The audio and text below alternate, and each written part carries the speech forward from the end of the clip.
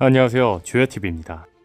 오늘은 원피스 떡밥 2가지 분석이라는 영상입니다. 영상 바로 시작합니다. 첫 번째 떡밥은 오이코트 왕국의 공주 네로나 나미입니다. 세계 정부를 조종하는 진정한 흑막이자 본작의 최종 보스로 거론되는 인물 이무, 그리고 밀짚모자 일당의 항해사이자 루피의 두 번째 동료 나미.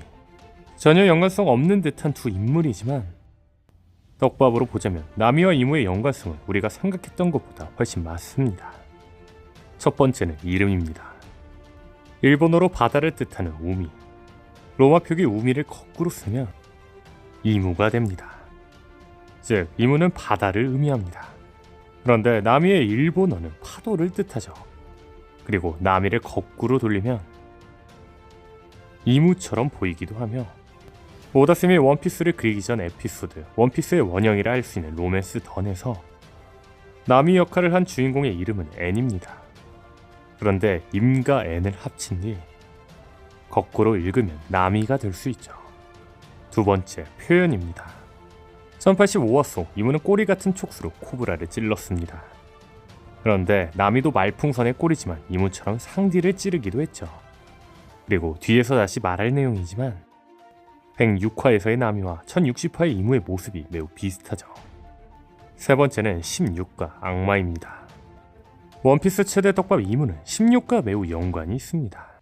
이무의 이름을 일본식 말장나 고라와세로 해보면 16이 되는데, 1060화에서 이무는 루루시아 왕국을 파괴했으며 그 루루시아 왕국에 내려온 광선은 총 16개였죠.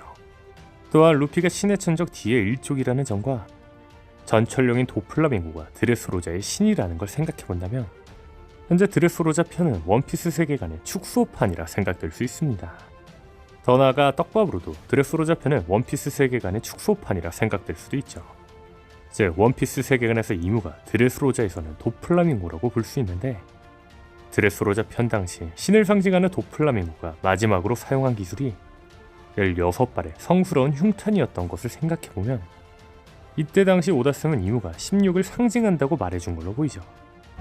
그리고 이무는 악마를 상징하기도 하는데, 이에 대해서는 여러 번 설명했기 때문에 간략하게 이야기하자면 오로성이 소환될 당시 문양이 악마의 상징인 바포메트 문양과 같다는 점, 성경 속 용은 악마의 대명사 사탄의 상징인데 이무가 괴수로 변할 당시 이빨이 거대했으며 꼬리가 있는 걸로 보인다는 점, 천룡인의 상징이 하늘을 달리는 용의 발굽인데 원피스 세계관에서 상징 마크는 해당 집단의 대표를 상징한다는 점으로 보아 천룡인의 대표 이무는 악마의 상징 용으로 추정됩니다. 이무가 악마라는 건 떡밥으로도 찾을 수 있는데 537화의 제목은 지옥의 부처님 유아프입니다. 그리고 앞서 말한 악마의 상징 바포메트는 남녀의 성기가 둘 다 존재한다고 합니다. 마치 남성과 여성의 혼종을 의미하는 유아프 같죠. 그리고 이무의 가타가나를 붙이면 일본 한자로 부처, 불이 되는데 537화의 제목 지옥의 부처님 유아프는 이무가 지옥에서 왔다는 걸 의미하는 게 아니냐는 거죠. 정리하자면 이무는 16과 악마를 상징합니다. 그런데 나미 역시 16과 악마와 매우 연관이 있습니다. 첫 번째로 앞서 말한 이 둘은 둘 다 16이 들어간 1060화, 106화 속 각각 나온 모습이 매우 비슷하죠. 또한 나미의 첫 번째 현상금은 이무가 상징하는 숫자인 1600만 벨이었습니다. 나미의 이름을 숫자로 표현하면 73, 생일 역시 7월 3일, 밀짚모자 일당들을 상징하는 숫자들이 현상금 금액으로 들어간다는 걸 생각해본다면 나미의 현상금이 1600만 벨이가 된다는 건 매우 수상한 일이죠. 나미의 다음 현상금은 6600만 벨이었는데 기독교에서 7은 완전하고 거룩한 수로 하나님의 숫자, 반면 6은 7에서 하나가 모자라는 수로 불완전을 뜻하기 때문에 기독교인들에게 6은 악마의 숫자입니다. 나미의 현상금이 6600만 벨이라는 건 역시 의미가 있다는 거죠. 그리고 나미의 세 번째 현상금은 3억 6600만 벨이었는데 366화 표지에는 푸른 악마 도리와 붉은 악마 브로기가 써는 모습이 나왔죠. 그리고 이무를 상징하는 16을 거꾸로 하면 61이 되는데 61화의 제목은 귀신이자 악마로도 읽을 수 있으며 61화에는 나미가 홀로 자고 있습니다. 그렇다면 여기서 또 하나 재밌는 건 일본어로 자다는 네루로 읽을 수 있는데 이무의 성은 네로나라는 겁니다. 즉 제목이 악마인 61화에서 나미가 내루하고 있다는 거죠. 더 나아가 루피의 티셔츠에 1+6은 4가 적혀진 옷을 입은 표지에서는 루피가 내루를 하고 있습니다. 재밌는 건 1+6은 4로 또 다른 단서를 찾을 수 있다고 보는데 416화의 표지는 나미가 코뿔소와 함께 있는 표지입니다. 그런데 코뿔소의 코에는 로스트 차일드, 잃어버린 아이라는 글자가 적혀 있습니다. 그리고 나미는 20년 전 오이코트 왕국에서 태어나 그의 전쟁에서 잃어버린 아이이죠. 현재 나미가 표지에서 계속해서 공주처럼 나오는 걸로 보아 아마 나미는 오이코트 왕국에서 잃어버린 공주일 확률이 크겠죠. 현재 떡밥적으로 정리하자면 나미는 네로나 이무와 매우 연관성이 있습니다. 그리고 나미는 오이코트 왕국에서 잃어버린 공주로 추정되죠. 떡밥을 종합해보자면 나미는 오이코트 왕국의 네로나 가문의 잃어버린 공주 아니었을까요? 다음 떡밥은 칠무의 이상의 강함을 가지게 될 세라핌이라는 떡밥입니다. 닥터 베가펑크가 이끄는 행운특수 과학반 SSG가 개발한 신형 파시피스타 세라핌. 그런데 이 파시피스타에는 여러가지 특징이 있습니다. 그건 바로 칠무회가 베이스라는 거죠. 더 나아가 세라핌은 원본의 전투 기술을 따라할 수도 있으며 루나리아족 특유의 단단한 피부와 빠른 스피드의 전환, 불꽃을 이용한 방어 능력, 그리고 파시피스타의 레이저 발사 기능, 마지막으로 그린블러드를 통한 원본과 같은 악마의 능력, 혹은 다른 악마의 능력도 사용할 수 있죠.